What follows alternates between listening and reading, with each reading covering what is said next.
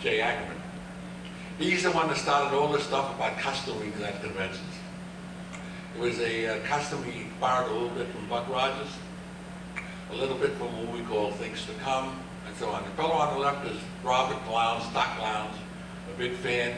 He later became the editor of science fiction and future fiction. Still alive today and doing well. This is Jack Williamson.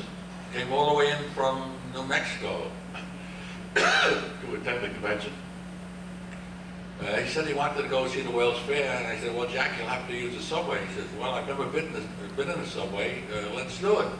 So he went down into the subway, and I said, Jack, here's the nickel. You put the nickel in the turnstile. Incidentally, Jack Williamson hates me to tell the story. He hates when I tell the story, but I'm going to do it anyway. So I said, Jack, put the nickel in the turnstile. Jack put the nickel in the turnstile, and he waited, and then all of a sudden he looked to the left, he looked to the right, saw no one was looking, and he leaped over the turnstile.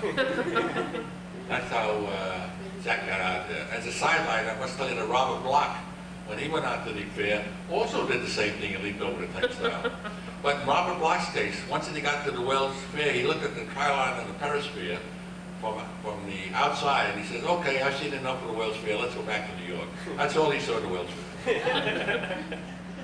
Now here's Jack Williamson being stopped and asked for his autograph. This is really how autographs began. We never asked for autographs at previous meetings or conventions. Now the fellow asking for his autograph is that leather hack, Jack Darrow. And the fellow watching in the upper right is a famous fan of the name named Julius Schwartz. He was the first one, I believe, to start selling old magazines and books through the mail, and eventually led to the Huxley's room we have now. That is Julius Schwartz. The fellow second from the left is John W. Campbell Jr. on the way to the convention. Don't forget, he probably was the most famous editor of all, and this is 1939. He's been editor for about 3 years. Attending the conventions, Ed and Hamilton walking along with Otto Binder and Oswald Crane, a fan from Philadelphia. Please notice the streetcar. We don't have streetcars in New York anymore. Too bad, because that would be the fastest way to get across town. Here's Robert Madel, former president of Fresh Fandom, and the fellow next to him is mainly Wade Wellman again, saying hello. There's L. Sprague de Camp again, along with his friend John W. Clark. If you look on the far left, you see a little bit of my profile. Now, after the convention was over, we were all unhappy about it. They didn't want to go home. People from Chicago or California didn't want to go home.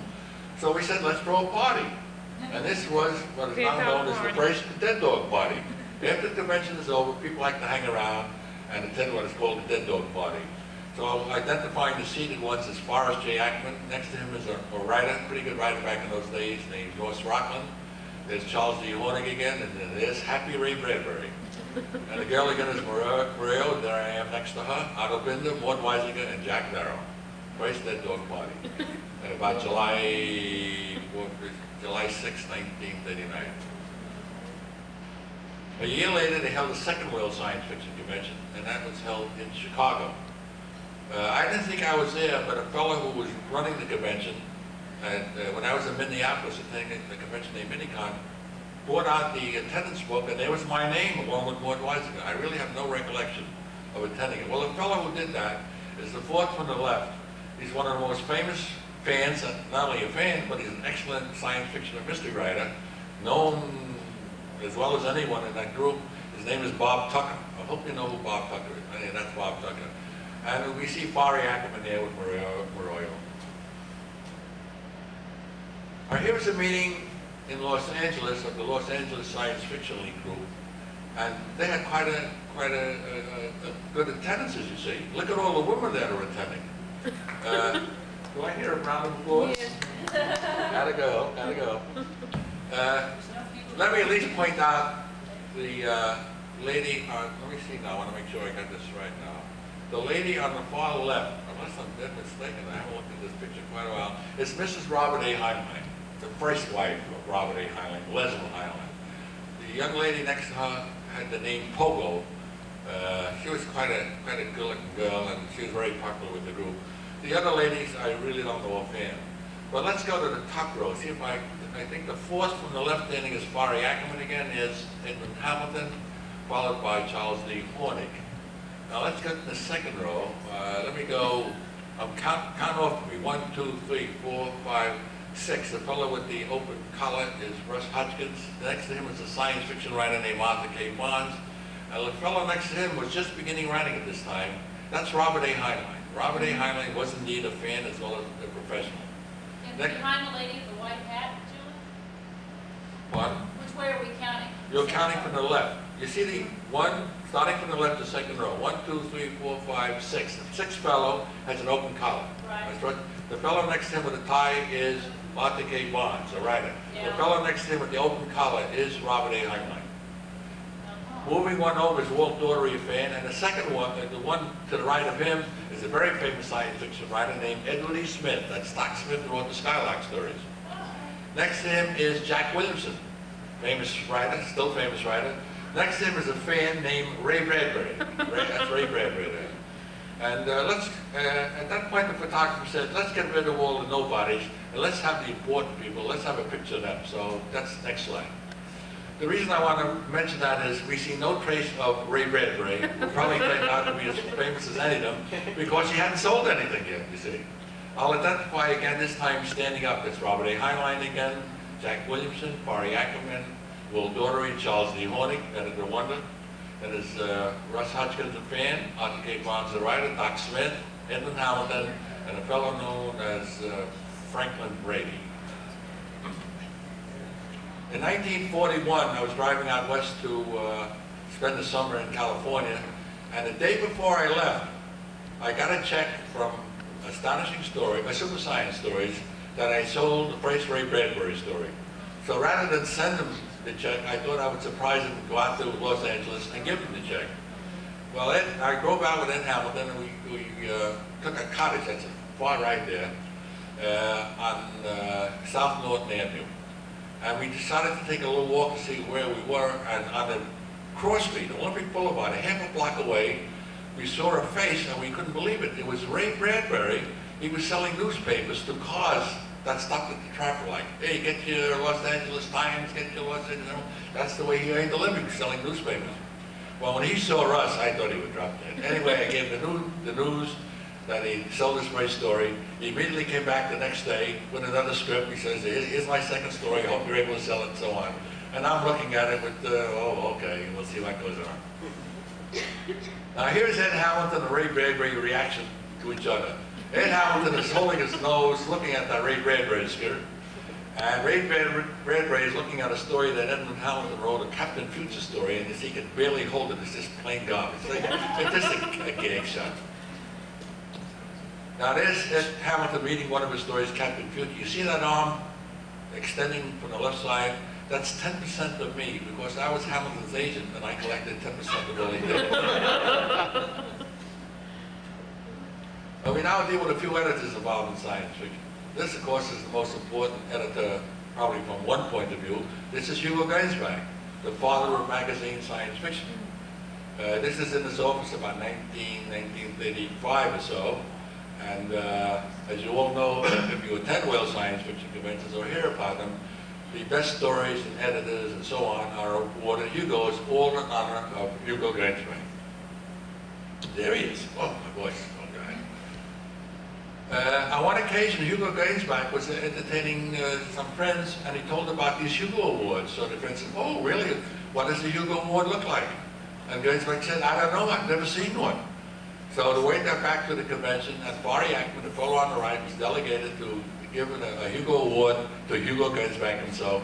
And there they are laughing about the fact that he finally got his Hugo. Hugo got his Hugo.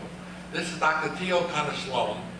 When Hugo Gernsback left the editorship of Amazing Stories to start one, Dr. O'Connor Sloan became the editor of the magazine. He was quite an elderly gentleman, you see. He's well in his 80s. And he had a sign on his desk, a line that came from Old Man River, which is, I'm tired of living and scared of dying.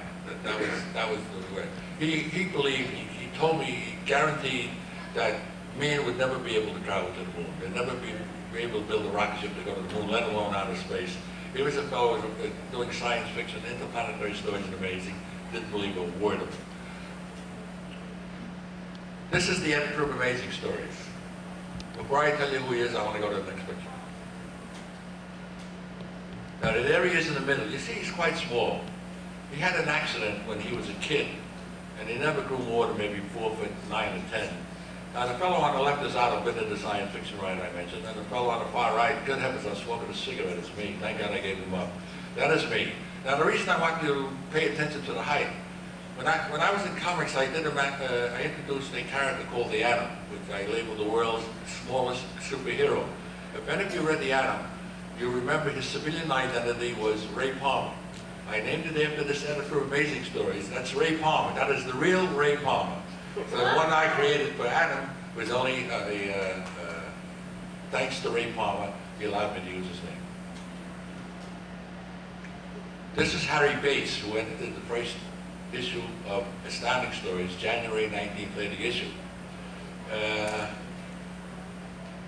He was quite a brilliant man. Unfortunately, Clayton magazines had some financial difficulties, and they had to sell the magazine to Street and Smith.